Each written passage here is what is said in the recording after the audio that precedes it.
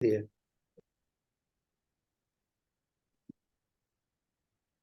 Over to you. Thank you. Thank you. Great to be here. Thank you so much for inviting me back. That's always a good thing. Goodness. And I think Dinah's there. She and I have been communicating because Dinah is going to come over for our meditation retreat, which is exciting.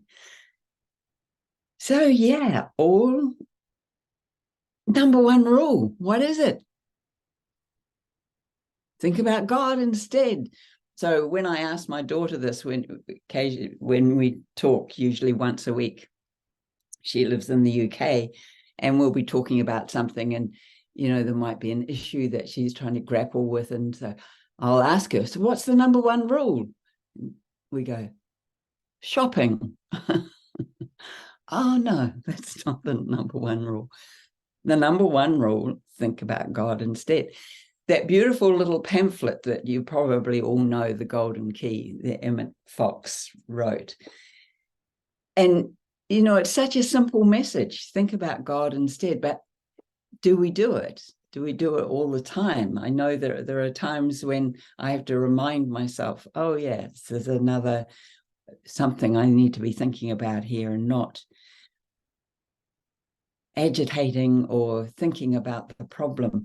That great master of quotes that we use, the Einstein, I think, you cannot solve a problem at the same level of thinking that created it. And so when we think about God, or think about this energy, this power, the one presence, the one power, we're putting ourselves in a different vibration. And that's why we do it, because then the solution can come. If we can't work the problem out, when we go into that other place of there is only God, then something happens. And I experimented with this a few years ago. Well, it's actually more than a few years ago now, when I was working in the trade union movement. We were going into negotiations. I didn't have a speaking role in the negotiations. I was part of the workers' team. And I thought, I'm going to just experiment with sitting here, because I wasn't given, anything that I had to say. I was just there, a presence. And I thought, I'm just going to hold this consciousness. I'm going to hold that there is only God. And so I disciplined myself for, it was 2.5 days. So, and the negotiations they were struggling, and they were thumping on the table, and it was like, this is going nowhere. But I just kept it up, and I kept it up. I thought, I'm just going to keep this going. And on the middle of that third day, there was a sudden breakthrough. For some reason, both sides of the negotiation said, all right, we're taking a break. And everyone left the room, and we came back together, and we got a settlement that was the best settlement for the negotiation round that year for those group of workers. It was like, ooh, this is awesome stuff. Do I always remember to do this? No, I don't. So I've been working with, what are some ways that we can remind ourselves? So I want us to think about some of the synonyms that we have for God. So if anyone can think of one, please put it in the chat, or open your mic and throw it out. But I'm thinking of things like light, love, spirit, wisdom. So those are some of the kinds of things that really help us to focus.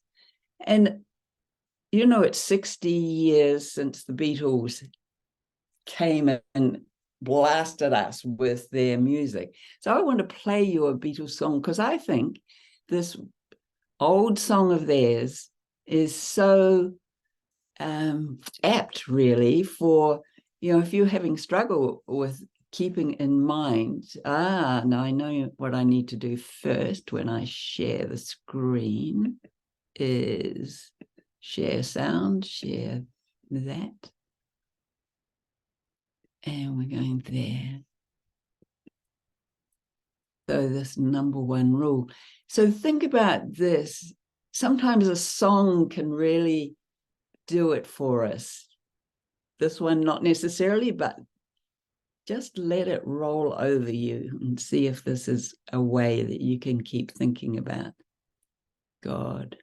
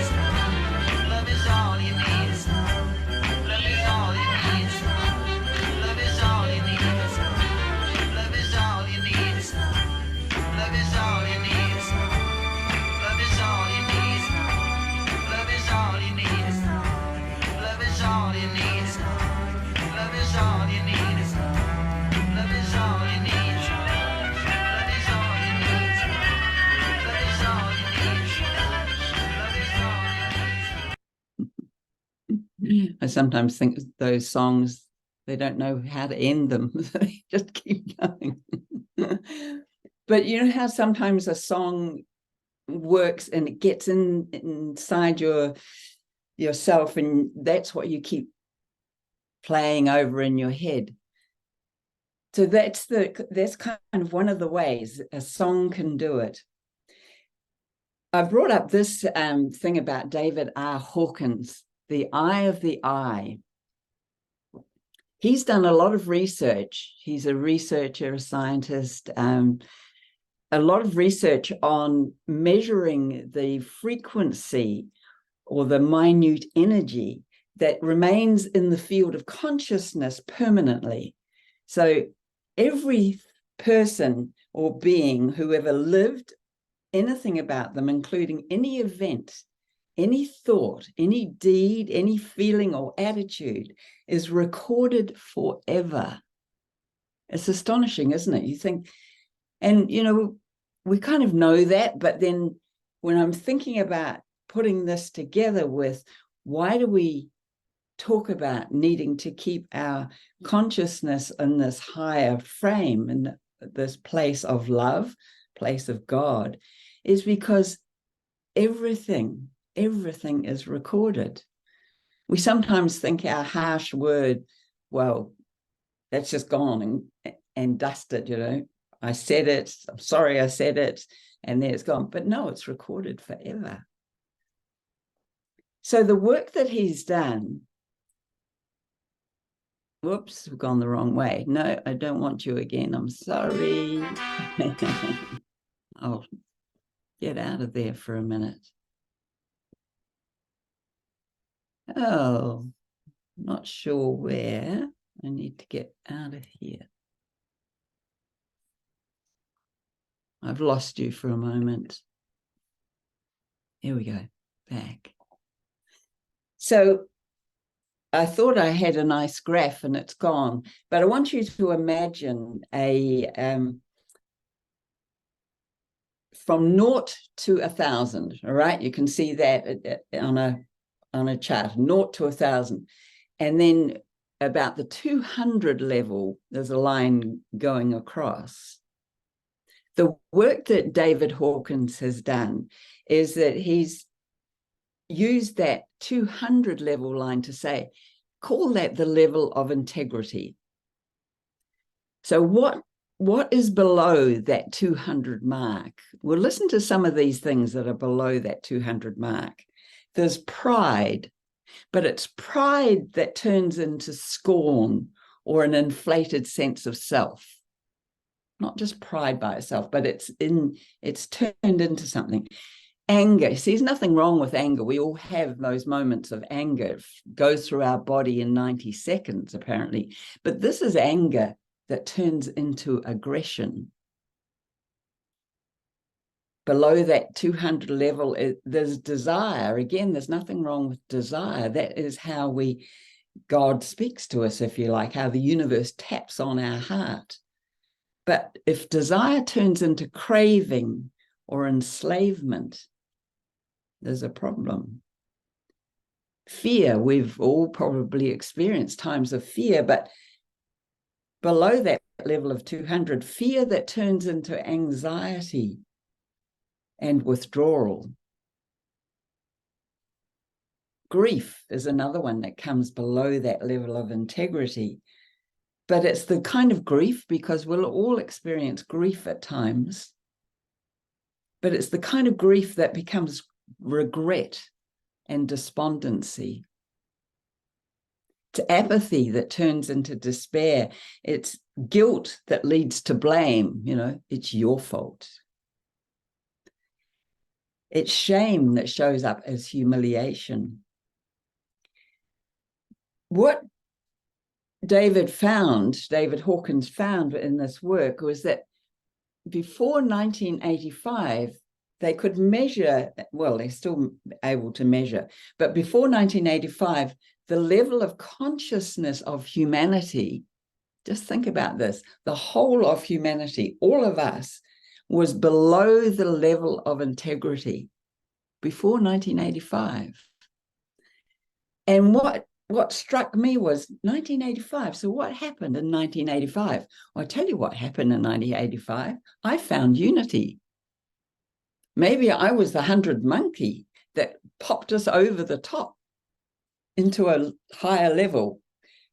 Nice to think, but I guess I wasn't the only one who found a new consciousness. But I was thinking, what was happening then before 1985 that maybe was helping to raise the consciousness of humanity? Well, I can think of some things, and you might be able to think of some things as well that we could talk about. But I was thinking, well, the Beatles, I think they did a mighty work. For 20 years before 1985, they were putting out positive messages, right? They were putting out songs that millions of people were singing and coming into their consciousness. For 100 years, almost, New Thought movements had grown. Unity, one of them. Christian Science, another one. Other New Thought thinking was starting to permeate the world. And now, I don't know about you, but when I look at my Facebook feeds and my, when I go onto YouTube, I can find so much positive stuff. So there's a consciousness has shifted. In 1985, the consciousness of humanity raised up over the level of integrity. I'm excited about that. It raised up into the 200s. Think about some of the things that above the 200 level, there's things like courage and affirmation and empowerment. Those are all the kind of things we teach, aren't they, in Unity? The courage of your convictions, affirmation, that's what we talk about a lot. That empowerment, we know that we have the power within us to change things. Trust and release. Think about those two words. When we trust that all things are taken care of, think about how much that is a message that we disseminate. And that we release the things that no longer serve us, maybe in our way that we're thinking, in our feelings, but also in our things. There's a willingness, so above that again, so we're moving up the scale, willingness and openness, a hopeful life view. Isn't that what we teach here? An inspiring God view. That's at a level of 310. Forgiveness comes above that. If you can forgive everything and everybody, my word, that was, see, when I look at these things, before 1985, all those negative ones, I'm going, oh my goodness, that was me.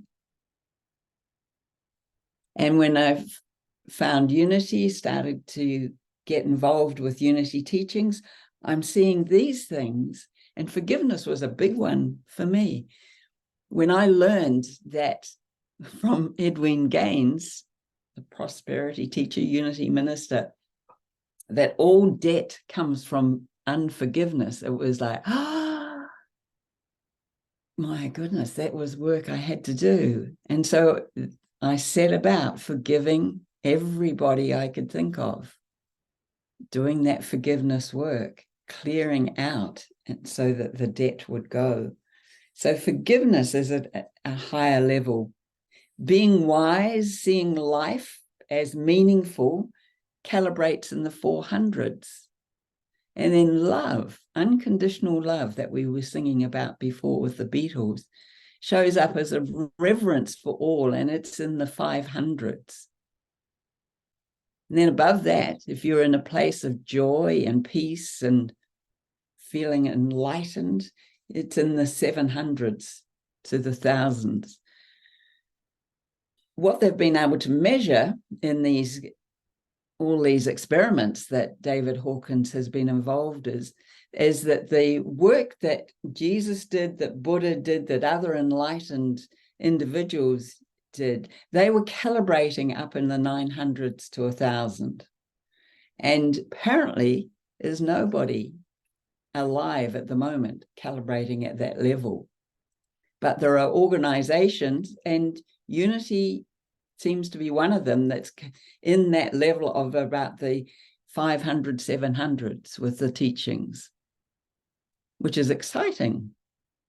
One of the interesting things they did was they calibrated the Bible, and when you put all the books in that we know, Hebrew scriptures and the Christian scriptures, it doesn't calibrate very highly. It's about 400. If you take out some of the books of the Bible, and particularly to take out Revelation, it apparently jumps up into about the 700s. As long as the message, so that it seems to be, if the message is a positive one, if the message is an uplifting one, then it will calibrate higher. So I'm, thinking about it and going, you can actually do this measuring yourself. Some of you will know about the kinesiology, where there's the muscle testing. You can hold your arm out and have someone else put a little bit of resistance on it. And if the statement is true, your arm will stay strong. So you can experiment with this. And you can also do it with when you put your 2 fingers and put some resistance there. So this calibrates at this level, above the 500s. Try it on some things and see how it goes.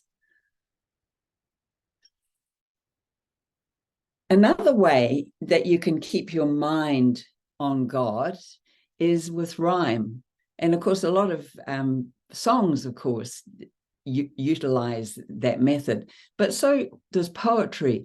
And I was doing a workshop recently on the history of New Thought and unity, and of course remembered a poem that it's a prayer, a poem that Myrtle loved, and it's the Prayer of Faith. How many people know the Prayer of Faith? Bill does. Anyone else? Well, I'm going to share it with you. I loved it. It's old. It's got it's old way, that we would say this is not the way we think about God anymore. But it's the rhyming pattern of it which makes it so easy to remember.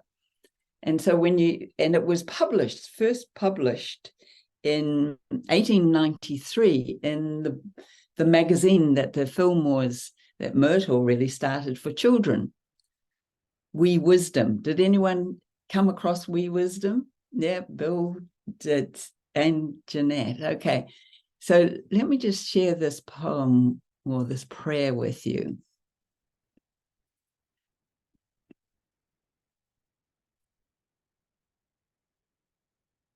Everything's in the way, so I can't get to my little play thing.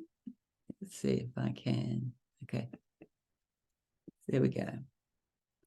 So it was published in this magazine in the form of these couplets.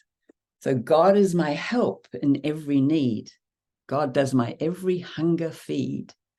So you see how easy it is to remember that. God is my help in every need. God does my every hunger feed. God walks beside me, guides my way through every moment of the day. I now am wise, I now am true, patient, kind, and loving too. All that I am, can do, and be through Christ the truth that is in me. God is my health, I can't be sick. God is my strength, unfailing quick. God is my all, I know no fear, since God and love and truth are here. So Myrtle, this was written by a woman, Hannah Moore Kohas, but when it was first published in the unit in the Wee Wisdom, Myrtle didn't know that. And she thought it was, this just for children, but parents started writing in and say how much they loved it. So it's become a favorite, an old favorite, and it's a favorite of mine.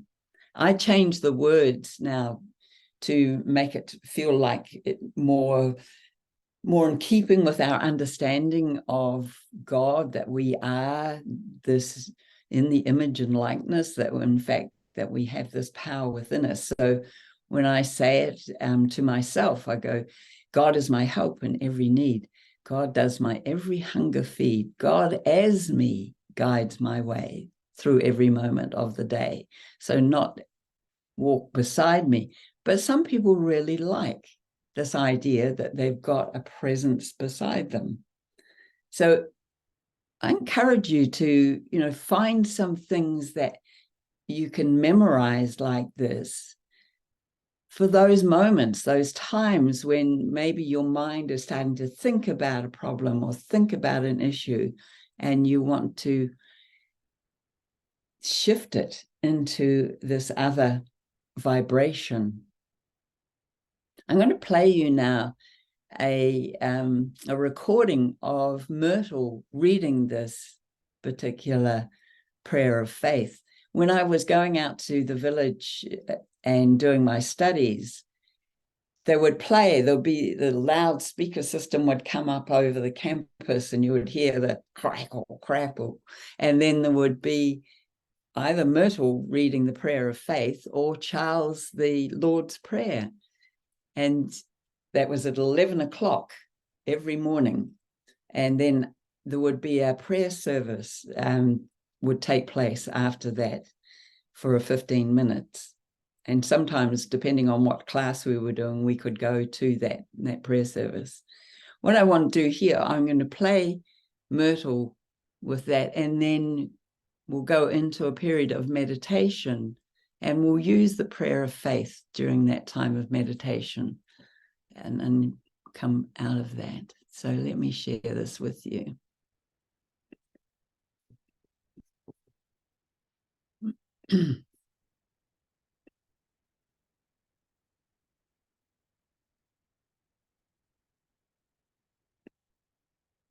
That's Myrtle in her last years, sitting in her arches, her beautiful home on the Unity Farm, Unity Village.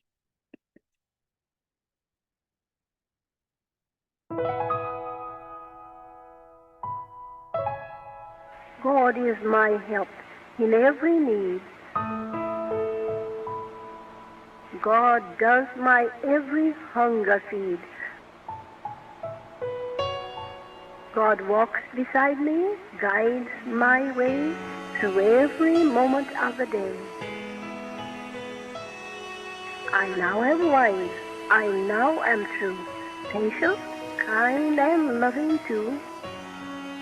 All things I am, can do, and be, through Christ the truth that is in me. God is my health, I can't be sick. God is my strength unfailing quick. God is my all, I know no fear. Since God and love and truth are here. Amen.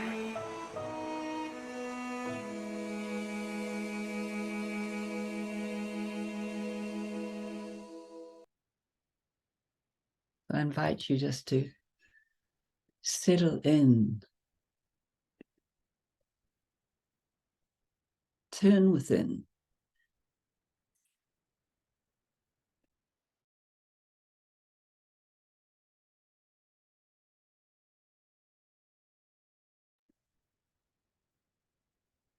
And let these words be your words. God is my help in every need. God does my every hunger feed.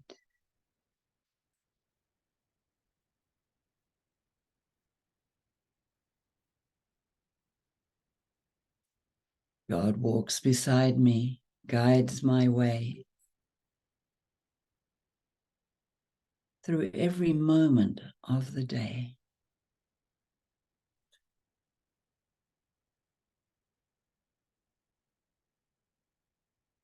I now am wise. I now am true, patient, kind, and loving too.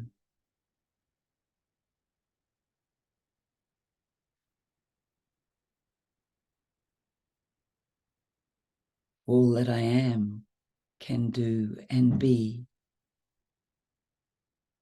through Christ, the truth that is in me.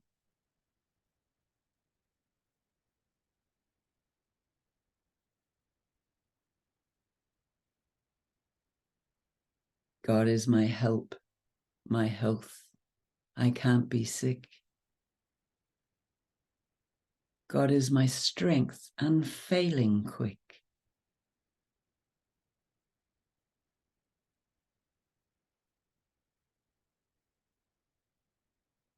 God is my all, I know no fear, now that God as love and truth are here.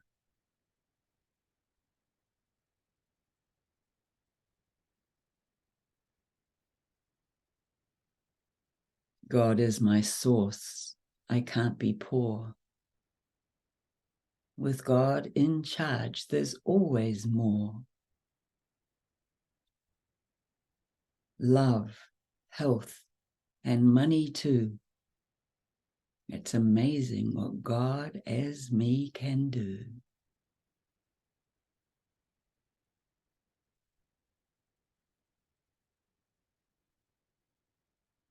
And so it is. Amen.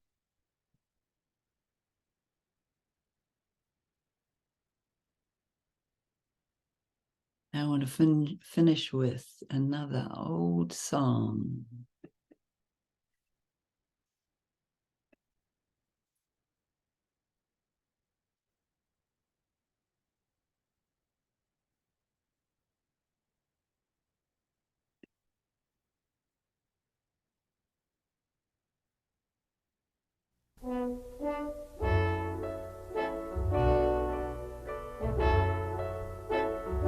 What the world needs now is love, sweet love. It's the only thing that there's just too little of. What the world needs now is love, sweet love. No, not just for some, but for everyone. Lord, we don't need another mountain. There are mountains and hillsides enough to climb, and there are oceans and rivers enough to cross, enough to last till the end of time. What the world needs now is love, sweet love. It's the only thing that there is just too little of. What the world needs now is love, sweet love. No, not just for some, but for everyone. Lord, we don't need another meadow. There are cornfields and wheat fields enough to grow, and there are sunbeams and moonbeams enough to shine. Won't you listen, Lord, if you wanna know?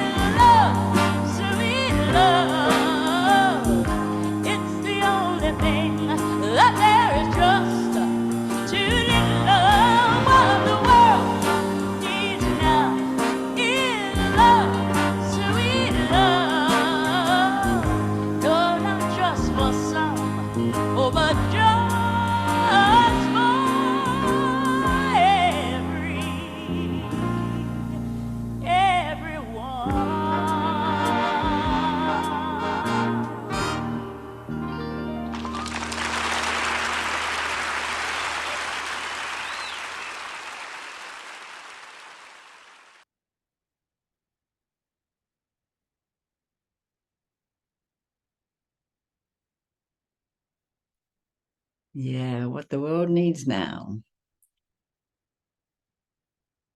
That's it, my friends. Oh, thank you, Ros. Wasn't that great? Thank you. Thank you. Oh, that was wonderful. And it's good to know that we can listen to that a little bit later when it comes up on our website. Thank you so much. That was a food for thought in a big way.